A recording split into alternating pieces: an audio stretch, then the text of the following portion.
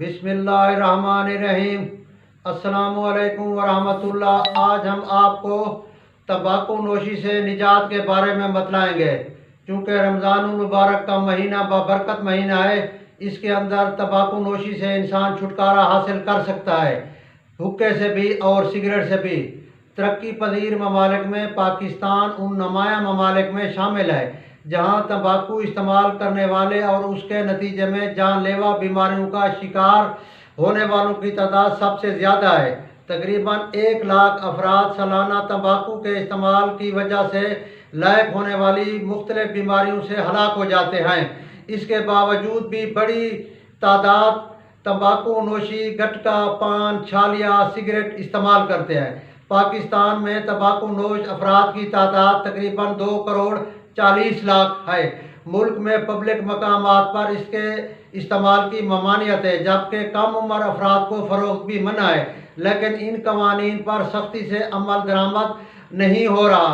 تاہم اس کے نقصانات کے باوجود بھی نشے سے چھٹکارا نہیں کر پاتے۔ رمضان المبارک میں تھوڑی سی کوشش سے چھٹکارا حاصل کر سکتے ہیں۔ ہم سب جانتے ہیں مسلم معاشرے کے اندر غیر معمولی طور پر رمضان شریف میں نیکیوں کی طرف رغبت اور برائیوں سے دوری اختیار کا ماحول ہوتا ہے۔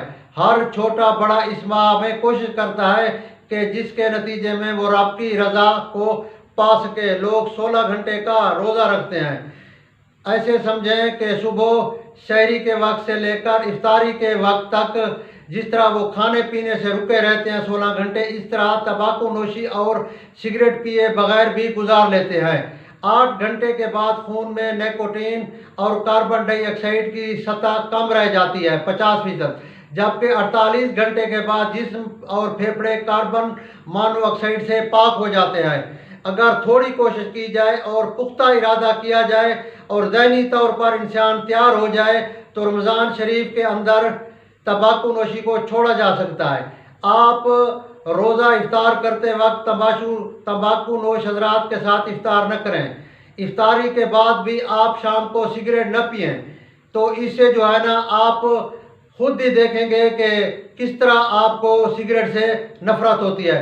اس طرح میرے بھائی تمباکو نوشی کے بہت سارے نقصانات ہیں، جس سے بلڈ پریشر بڑھ بھی جاتا ہے، بلڈ پریشر کم بھی ہو جاتا ہے۔ بلڈ پریشر کی کمی کی وجہ سے پیدا ہونے والے امراض، گردوں کی کمزوری، ہڈیوں کی کمزوری، اسی طرح اور بھی کئی بیماریاں ہیں۔ اس طرح پھیپھڑوں کا کینسر 90% تمباکو نوشی سے ہوتا ہے۔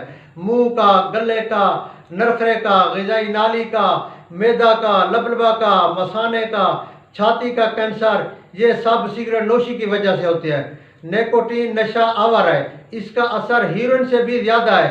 پاکستان میں سالانہ 1 لاکھ افراد سگریٹ نوشی اور تمباکو نوشی کی وجہ سے مر جاتے ہیں۔ ان میں جو ہے نا اس کے علاوہ بھی جو مرتے ہیں ان میں بھی دیکھا جاتا ہے جتنے بھی اموات تمباکو نوشی یا سگریٹ نوشی سے ہوتی ہیں ان میں 50% تمباکو نوشی کے نقصان کی وجہ سے لوگ مر جاتے ہیں۔ اس کا اخلاقی پہلو بھی ہے، جس طرح سگریٹ نوش آدمی کو نقصان ہوتا ہے، اسی طرح اس کے ساتھ بیٹھنے والے بھی اس سے متاثر ہوتے ہیں۔ اسی لیے ماہرین کہتے ہیں کہ سگریٹ نوش حضرات کے ساتھ آپ بالکل نہ بیٹھیں، ان کے گرد بھی نہ بیٹھیں۔ ایک تو سگریٹ نوشی فضول خرچی ہے اور اپنے پیسوں کا بھی ضیاع، صحت کا بھی ضیاع۔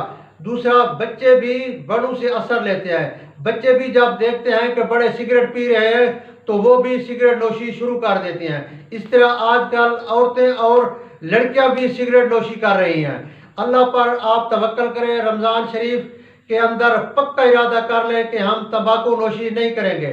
چند دنوں کی دشواری تو ہوگی، لیکن عمر بھر کی فضول خرچی، بے مقصد اور مختلف بیماریوں سے آپ کی جو ہے نا جان چھوٹ جائے گی، اور بیمار زندگی سے بہتر ہے آپ صحت مند زندگی گزاریں گے سگریٹ نوشی اور تمباکو نوشی کے بغیر۔ خدا حافظ۔